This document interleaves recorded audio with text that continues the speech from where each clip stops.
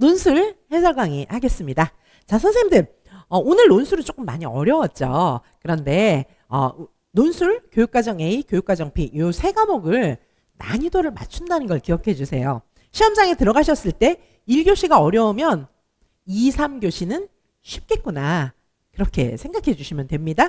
2교시가 어려우면 3교시는 쉽겠구나. 어느 정도 난이도를 맞춥니다. 그리고 앞에 문제가 어려우면 뒤에는 쉬운 문제가 나올 가능성도 굉장히 많습니다. 또 명심하셔야 될 건 내가 어려우면 남도 어렵다. 그래서 끝까지 정신을 차리고 똑바로 쓰신다면 어려운 과목이 내가 점수가 제일 잘 나왔네? 그런 경우도 많기 때문에 섣부르게 그렇게 실망하시거나 그러시면 안 됩니다. 멘탈을 꽉 붙잡고 끝까지 열심히 하시기 바랍니다. 자, 오늘은 왜 어려웠냐 하면 선생님들께서 원래 알고 있는 내용을 쓰셔야 되는 문제들도 있는데다가 물론 지문에 다 힌트나 지문에 쓰셔야 할 내용들을 다 써드리기는 했습니다.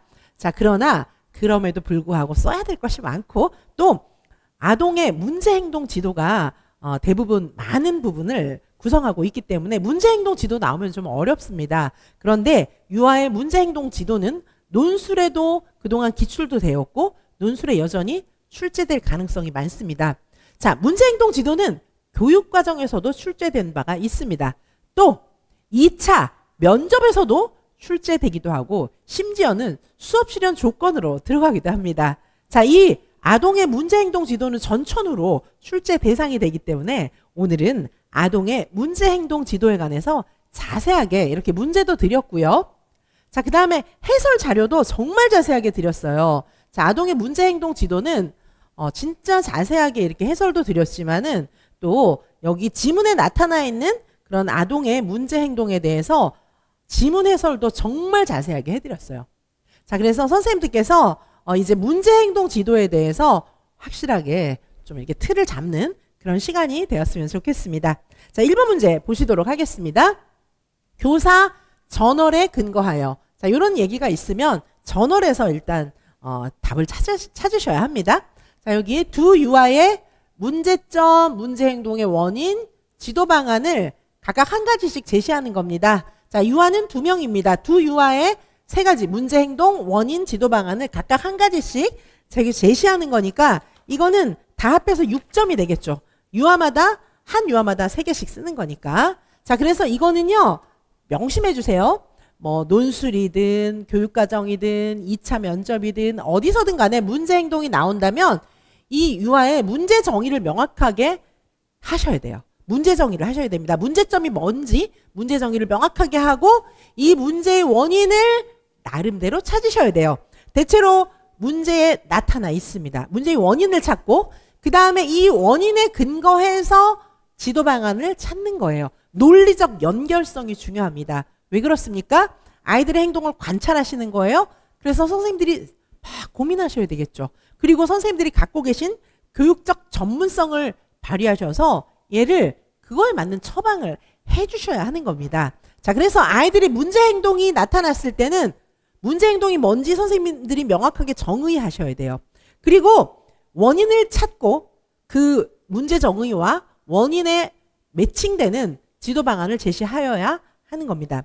보통 논술이라든지 면접 시험에서는 그런 원인이나 뭐 이런 것들 그 이유를 쭉 설명하게 되어 있어요. 물론 교육과정 시험에서도 그 이유를 다 설명하게 됩니다. 자, 그래서 분석하셔야 하는데 어떻게 분석하냐? 문제행동 정의 그리고 원인을 생각해 보셔야 되고 문제행동의 정의와 원인에 적합한 그런 지도 방안을 내야 되는 거예요. 이게 뚝뚝 따로 놀면은 전혀 상관없는 처방을 하는 거겠죠. 그렇죠? 자, 그 점을 기억해 주시는 것이 가장 중요합니다. 자, 다음 2번도 보도록 하시겠습니다. 2번은 교사들의 대화에 나타난 안전교육 주제 2가지. 자, 안전교육 주제도 찾으셔야 합니다. 그런데 안전교육의 내용을 여러 가지 제시하는 건 물론 어려울 수가 있는데 한 가지 정도 교육 내용을 제시하는 건 크게 어렵지 않으실 겁니다.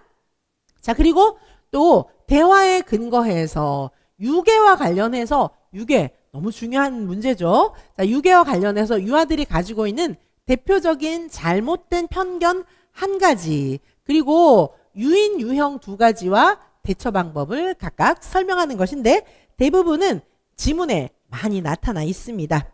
자, 그래서 여기 이 교사가 이제 이야기하고 있고, 자, 이 교사가 이야기하는 내용에 보시면 지금 두 유아가 등장합니다. 수진이와 민재가 등장하고 있습니다.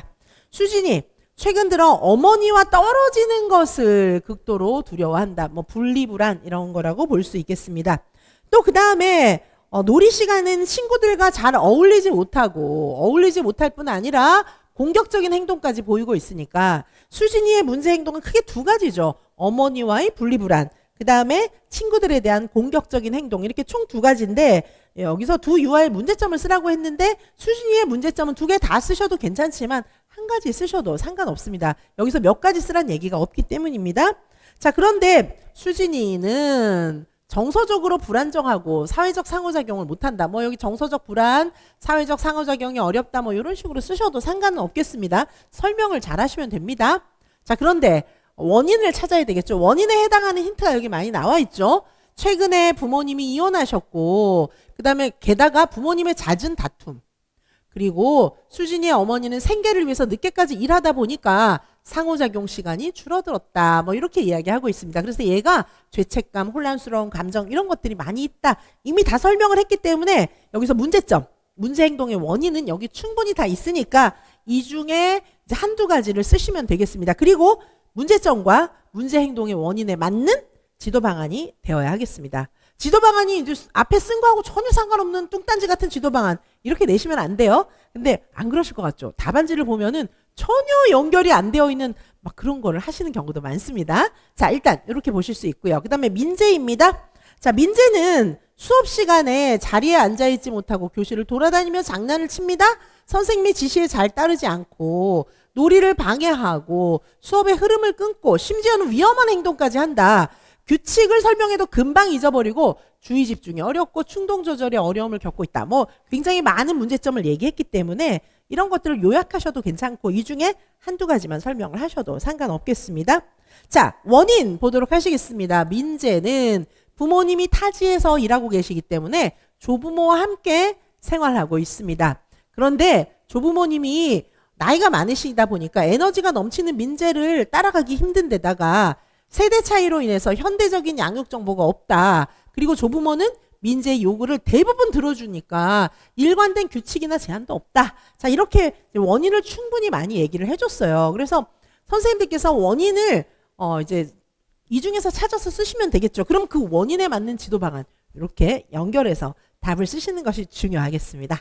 자, 그래서 지금 1번 문제 해설해 드렸고요. 그 다음에 교사들의 대화에 나타난 안전교육 주제 두 가지를 보신다면 안전교육, 화재대피 훈련, 재난안전교육 하나 나오고 있습니다. 화재대피 훈련 있고 그 다음에 여기 이제 킥보드나 자전거를 타는데 킥보드나 자전거 타는 것에 대한 안전, 교통안전 이렇게 두 가지 정도가 들어있으니까 뭐 요거에 대한 내용 쓰시면 되겠습니다. 자, 그 다음에 대화에 근거해서 유괴와 관련해서 유아들이 가지고 있는 대표적인 잘못된 편견. 자, 여기 유괴의 위험성 얘기도 나오고 있습니다.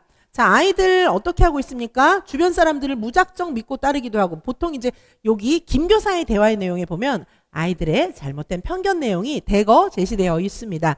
어른들에게 예의를 지키고 공손하게 대하고 어른들 말에는 항상 복종해야 된다. 나쁜 어른 말 항상 따르고 이러면 안 되는 거잖아요. 자, 그리고 낯선 사람이 접근해서 유괴를 그러다 보니까 하고 또 어려움에 처한 사람들은 도와줘야 한다. 굉장히 아름다운 고운 마음이지만은 또 이런 거를 악용하는 사례들이 있기 때문에 아이들한테 알려주어야 합니다. 자, 그리고 낯선 어른을 도와주기보다는 자신의 안전을 먼저 생각하라. 이 답을 여기 다 알려드렸어요. 찾아서 쓰시면 됩니다. 자, 이런 내용들이 있고 그 다음에 잘못된 편견, 유인 유형 두 가지와 대처법도 있는데 자, 유인 유형도 뭐 여기 좀 나와 있어요. 장난감이나 사탕처럼 아이들이 좋아하는 선물. 낯선 사람이 주는 건 받으면 안 된다 등 여기 이제 나와 있으니까 자, 선생님들께서 여기서 답을 찾아서 쓰셔도 되겠습니다. 자, 유괴와 관련해서 유아들이 가지고 있는 잘못된 편견 한 가지 또 유인 유형 두 가지와 대처법 요 내용을 설명하시면 되겠습니다. 자, 여기 지문에 굉장히 많은 내용들이 나와 있으니까 찾아 쓰실 수 있으면서도 또 원래 알고 있는 내용을 써야 되고 문제의 구조가 그렇게 간단하지 않기 때문에 조금 어려우실 수 있습니다. 자, 요즘에는 실제 시험 문제가 이렇게 약간 복잡하게 나오기도 하고 지문에 통째로 다 나와 있지 않고 선생님들께서 생각하셔야 하는 내용들이 출제되기도 합니다.